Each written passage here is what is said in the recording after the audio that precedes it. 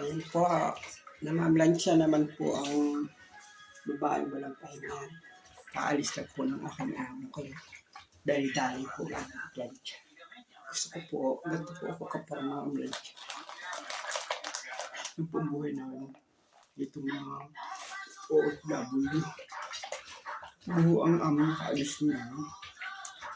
Sana sa banyo ho, may bulsa, may kailangan may bulsa ng aming damit para ho makadukot kami ng mga biskwit. Ganda mo siya ang amo ko.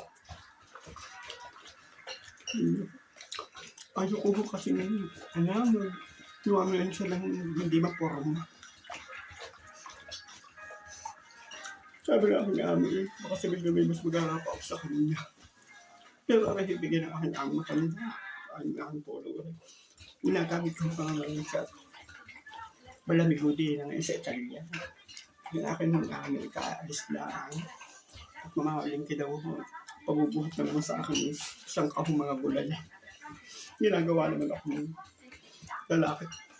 Pag ako pinagbubuhat, paano naman akong para akong sibar akong ear. Pagbuhat-buhat ko ang kahong. Puro na mga gulay at saka prutas. Kain mo pa. Ito po ang buhay namin dito ng OFW. Pag nasa banyo ha, linis ang banyo. Mamaya ako bispit na wala na yung dinit.